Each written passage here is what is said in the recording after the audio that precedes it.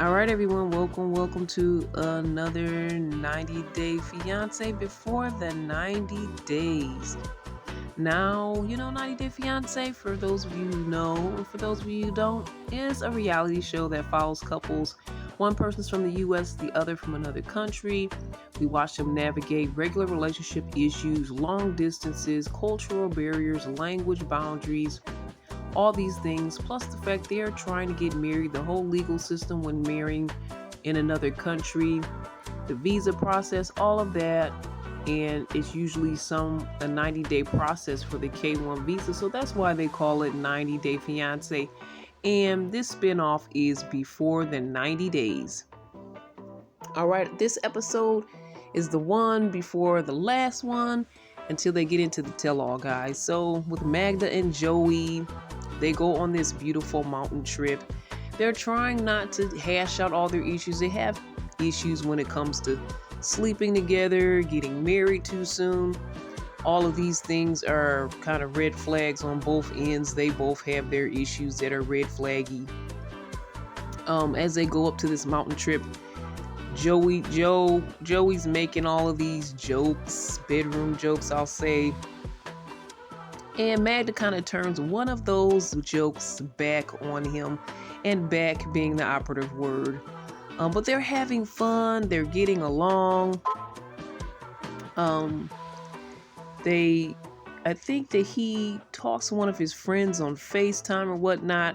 Say, things are good right now, but I still haven't told Magda that basically one of my longtime friends I used to date. I didn't really see why it was a huge deal. He said they're friends for 15 years and they dated 7 years ago. So it's been a long span of time. Tells his friend that she's feisty. He really doesn't know how she's going to react to this information. And he feels like the young lady, is like his sister. He doesn't have those type of connections or feelings for her any longer. So we see them the next day. They're kissing on each other. Looks like they're in the bed. Find out, they, what they say, consummated their relationship. And Magda was really holding out to try to make sure that he was the right person, that he wasn't a liar, that he was going to, make an honest woman out of her, so to speak. But she said, he was gentle and perfect and everything was great. And he said something crazy. Of course, he always has to say something crazy. Too much of a jokester, especially when it comes to the bedroom jokes. He kind of annoys me.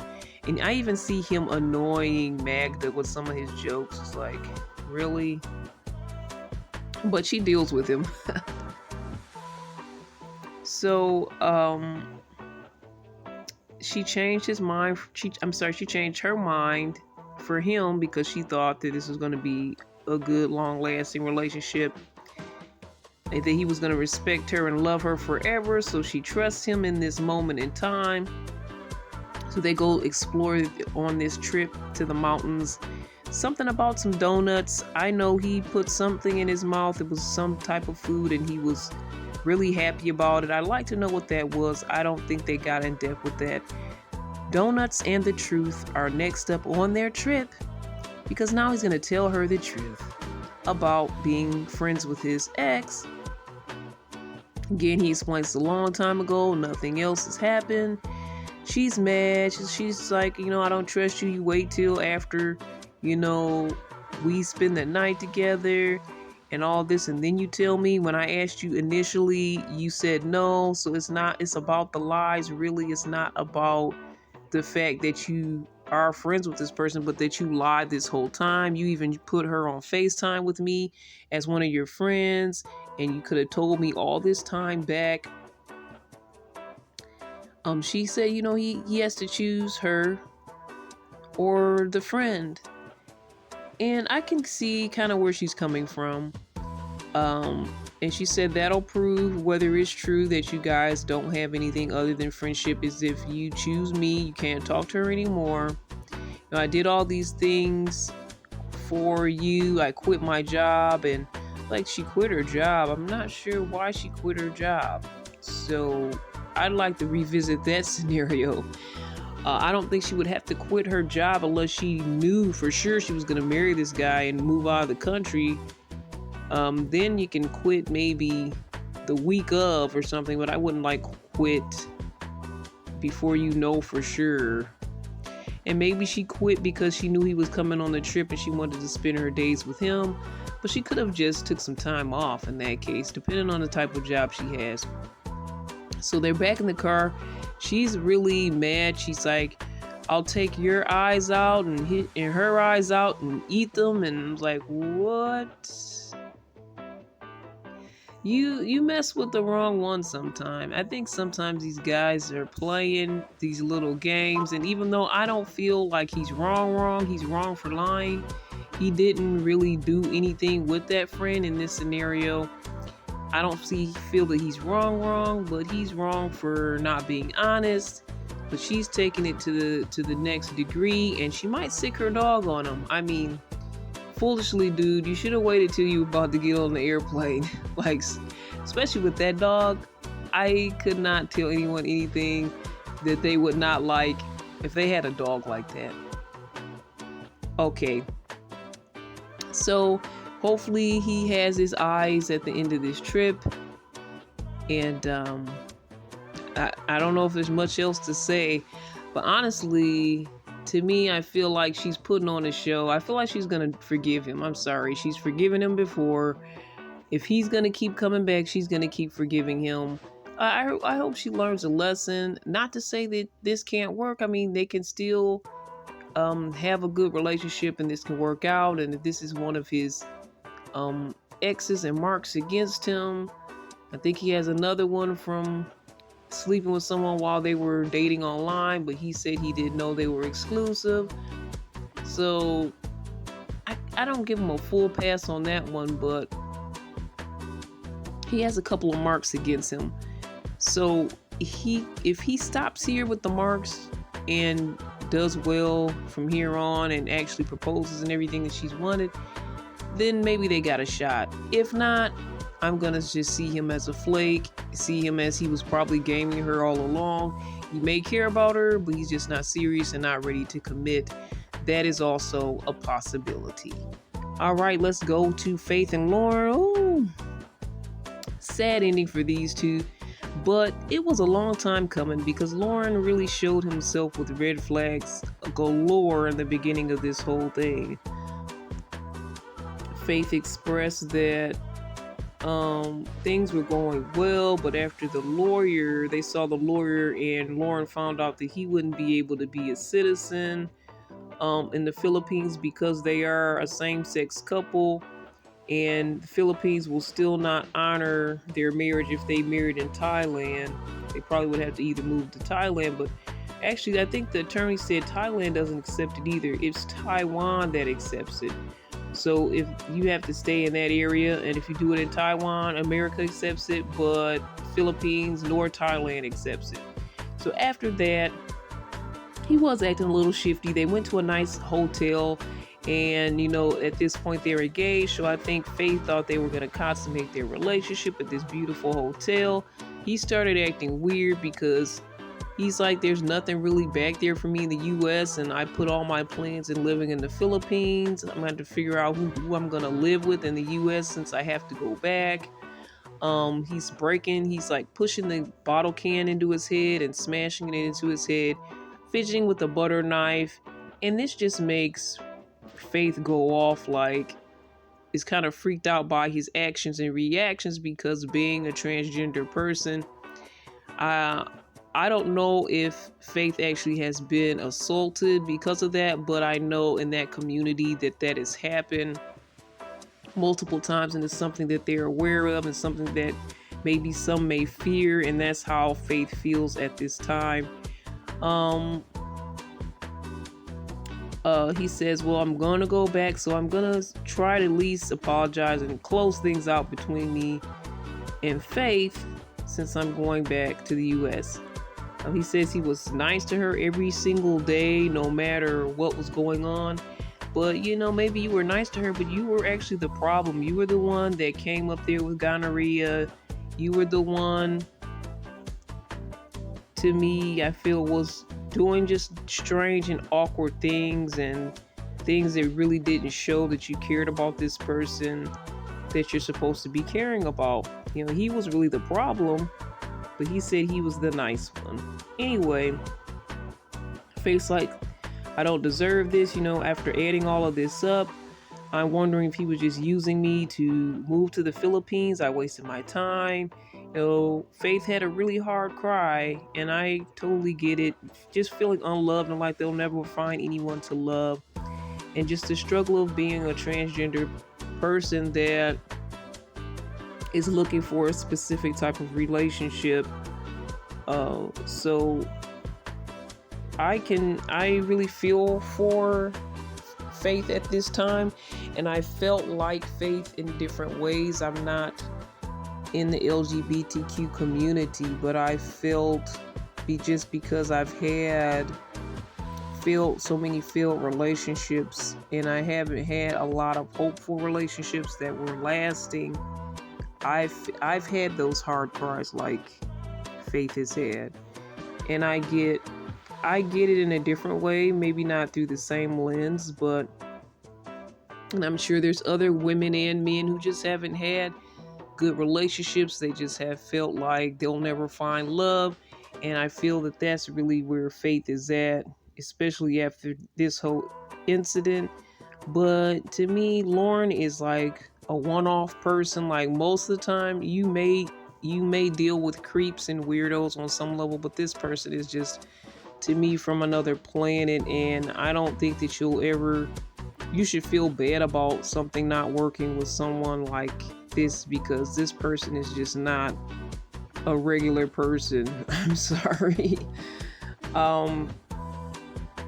Supposedly at this time she hates him and everything, but does she? Faith actually comes downstairs, and Lauren, you know, they're outside of the building. He apologizes, and you know, they say goodbye, but you know, it was kind of lackluster. Faith was really not into it. It was just like a blanket statement, and I think she said, you know, I deserve more, and that's true. And then Lauren was just looking funny, like I don't know if he thought he was gonna get his chance back again or whatever, but I say you dodged the bullet. And I wish you would have did this sooner, but at least you were engaged for at least 5 minutes, and you can say, hey, I was engaged for 5 minutes. I mean, at least on the relationship love resume, that's something, right? You were valued for a long enough at least to be engaged in this relationship, even though this person was a one-off person. I'm not even sure if I'll say this was worth it, but hopefully it makes Faith realize their value, and on some level I think it did. It was a sad ending. He said he was sorry. He said he was the bad guy. He just wants Faith to know he was the one, he was the problem, he was the bad guy. And yeah, you're right, you were the bad guy. I'm not even going to dispute you saying that, Lauren. I feel like he's not intentionally trying to be the bad guy. He has issues with how his lifestyle is, and you know, boundaries and how to respect people, and this is like he needs to relearn all of these things, and I don't know if it's going to take therapy or what it'll take, but he needs to work on himself so he can know how to be a good partner for whoever he's going to be a partner to or with. And you know, prayers up for that guy. All right, Vanya and Yoshko, I think I said it right. So it's the morning after. Last time things were getting hot and heavy, he said, you know, I'm your boyfriend now. She questioned him, of course, and had to get that information. So things looked like they were going to the next level when they went back to her place. Looks like the morning after, you know, they're in the bed, you see them together, but she still said they didn't do anything. And I'm like, really? Did you guys had to almost do something? Because this is the second time you didn't do anything, and you looked like you did the second time. So I don't know. So Vanya's on her way back at this point after this amazing night that they've had together, but nothing took place in something took place in that bed, but not the whole thing took place in bed. Is what Vanya claims anyway. So he's taking her off to the airport. They're just talking about what their future could be. Somebody's got to move to another country. The son is involved, and that's not going to be easy to do. It's a sad goodbye. And, even Yoshiko's crying, and he's like, "You don't have to cry for me." He's like, "Well, I have a good reason to cry." It was really romantic and sweet. But they're unsure about the future. They're asking all these what ifs. But he says, "We're going to find a way. We're going to make it work." I feel the chemistry between them, the vibe between them. I hope it's real. I hope it's not just, that lustful feeling between two people that are attracted to each other. But I feel like it could be something deeper, and I really hope that it is. Vanya's mascara is running. It's sad, beautifully sad situation. They're both scared, but they're going to try to see if they can make this work. So we find out, hey, Yoshiko buys a ticket to see her, stays in Florida with her for 10 days. That sounds like a big step towards something. They're staying together. She said it's easy to live with him. I guess he was living at her home for those 10 days. And during that time, she does inform us that they did actually become intimate this time within that period. So spoilers, they let us know what's going to happen next time, because something happened where it looks like Yoshiko's not in the picture anymore. We don't know why yet. Vanya's going to meet her friend at the beach. Her friend hugs her and consoles her.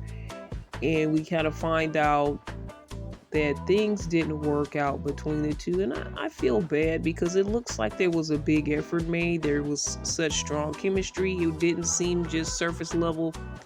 And it didn't seem just like it was the bedroom only, though there was a lot of attraction there. But she claims those first 2 times it appeared they did something, that they didn't do anything. So it felt like he was in it for more than just that. So it's a little sad, but we're going to see what happened either in the next episode or the tell-all. Of course, I think I forgot to cover Matilda and Niles. No, I didn't forget. Here they are up next. We're talking Matilda and Niles. Yes, they got married. He was ready, but not ready. He was getting ready, and he was thinking about his parents and how they don't accept him and Matilda's relationship. She's from Ghana. He's from the U.S. He also has autism. There's some factors that are connected to probably the reason they don't trust this online relationship, because they really did meet through the DMs. But, I guess he's saddened by the fact his parents aren't on board, but he's ready for action, ready to marry his wife with the help of Mr. Ark and his wife. So, it's not a dream wedding, she says, but she cleaned up well. Her face was beat makeup-wise. Her dress was so tight, though, she couldn't even sit. So they did the knocking ceremony and the wedding, but I couldn't tell the difference between the two scenarios. When Mr. Ark met up with Niles before the wedding, he had the money, he had the different envelopes for the money, one for the bride's dad and one for the bride's mom. There's different money amounts in there. And then he said, "Oh, by the way, no doing certain things in the bedroom from the backside."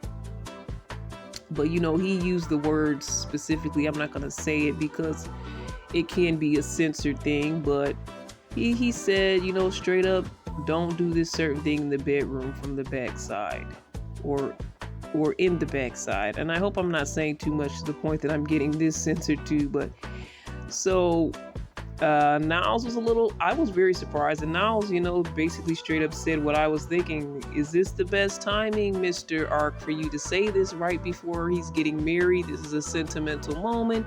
You can give him some words of wisdom here, but this is what you end up with. And he says that they don't do that in Africa. They may do that in the US, but they don't do that in Africa. So he can't do that with her. So that law applies wherever he goes. He cannot do that with his wife. Um, just this very important part that Mr. Ark had to put across. He calls them mom and dad. It's really sweet. At the wedding, it is noisy, and he said it's noisy. It's a lot of sensory issues. He does have autism, and it's just a crowd of people he doesn't know. It's noisy, a lot going on, so it can be very intimidating for anyone that's getting married. Cold feet and all of that involved, nervousness, even if you love the person. So the fact that he has autism on top of that, it just makes it a little bit more, I assume, nerve-wracking. Uh, she said, she let us know she wants Niles. Despite all the issues, she was able to get the clothes for both of them. She put some of her money in to make this wedding work, as well as Mr. Ark. A lot of people were putting money in to see this happen, and even herself, what she was expecting Niles to do.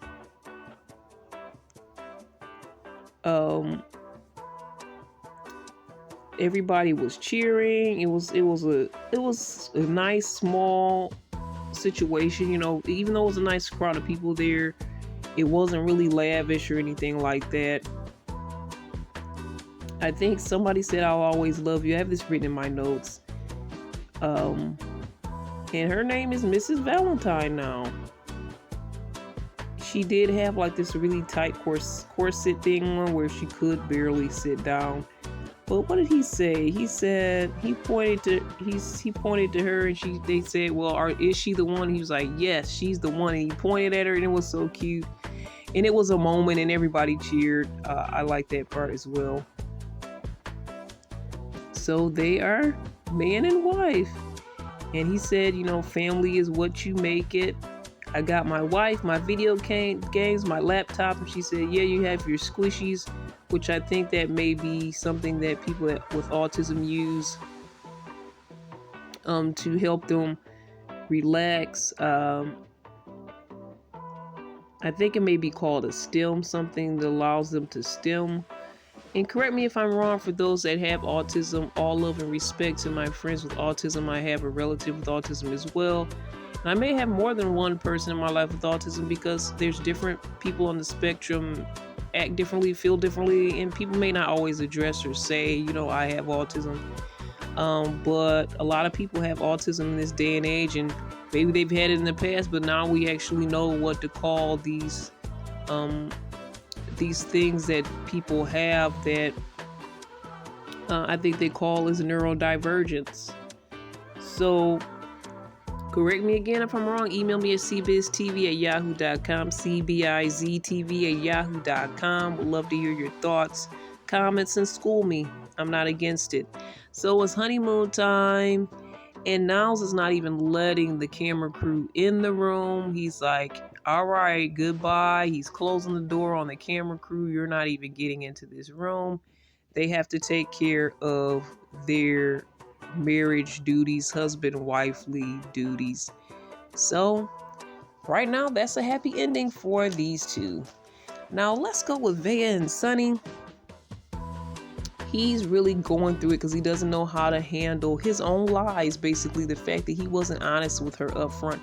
Dude, you don't know how to handle the lie that you perpetrated, the fact that you're Muslim and that she must be Muslim for you guys to be together, but you want to sleep with her first, have fun with her first, see what can happen, see if you care about her and all that. Then you're going to try to tell her all these things. You kind of put yourself in a hole in that way. You set yourself up to care about somebody that now cannot even do what you need them to do to be in a relationship with you, which is to be Muslim or convert. He was like, I wanted to propose and all this. So, they're packing their things. Vea comes back in the room, and I'm thinking he's really upset at her, and, he really doesn't know what to do. That's true. But, he is upset, and she's like, are you okay? And he was like, really like, no. And she hugs him. So they still have their bond. It's not like he's, banished her from his life or hates her so much. So he just doesn't know how to deal with this situation. So I guess the last thing they do on this special trip they went on, this really nice resort, they go hiking. There's a waterfall there. And, they're chatting on the way. But all they really talking about is just the confusion of the situation and how she going to be a part of his life if she's not going to convert. And she's like, well, dude, is it to this point where you have to choose your religion or me? And, he's like, I don't know if I can fight to be with you where I won't have anybody on my side. I really don't want to have to fight.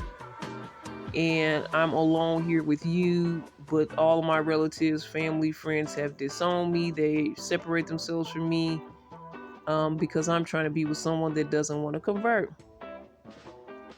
They're at this beautiful waterfall, this beautiful location while they're talking about this.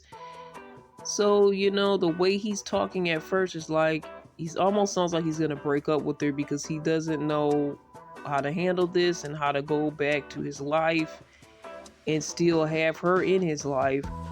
But we see that Sonny chooses Vaya. He chooses her after they have a little fun in the waterfall. I was like, why did you guys not go under the waterfall though? Because the whole point of a waterfall is to go up under the waterfall, and they didn't. They were just, the part I saw, they just were in the water. I'm like, you guys wasted a wonderful waterfall. Not really. It was beautiful and a great scene for this to happen, in which he has her close her eyes, opens them up, and he's got a ring in his hand. He proposes. He's like, but it's a condition. We have to be forever. You can't just fall out of this thing. I'm giving up a lot. I'm giving up possibly my whole family to follow and to be with you. And, really think about it before you say anything. And she's like, yes, I'll do it. I'll marry you. So this is going to be hard. Is he coming to America? Well, whatever the case, after she says yes, he's trying to go back to the room and get some more, which is what he's been doing this whole trip. And now, they wake up in the morning and, he called her his wife. He's like, well, wife to be. Well, you've been sleeping with her like she's your wife, sir. Anyway, on the way, I think that he's taking her back to, I believe she's going to be leaving soon. No, she's not leaving yet. They're leaving this resort though. And so they're in the car and he's like, well, we have to keep this a secret and all of that.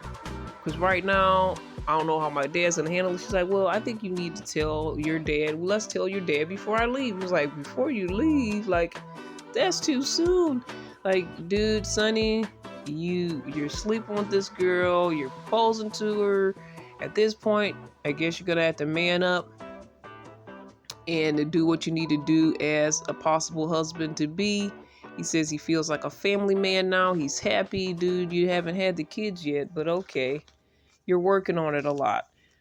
But I think that I kind of side with him. Like, it's a little bit too soon. It's like you guys gonna have a happy moment for a minute, but you're just gonna jump right into from the frying pan into the fire because dad is really gonna give them a hard time. And Vaya's like, I need to get on his good side. And I'm like, is this possible? Why are you optimistic about this? Because I don't see the possibility. But I didn't see Sonny doing what he did, and I didn't see him choosing her over his dad and his family and his religious belief that he said he was so strong feeling about. So maybe there's hope yet.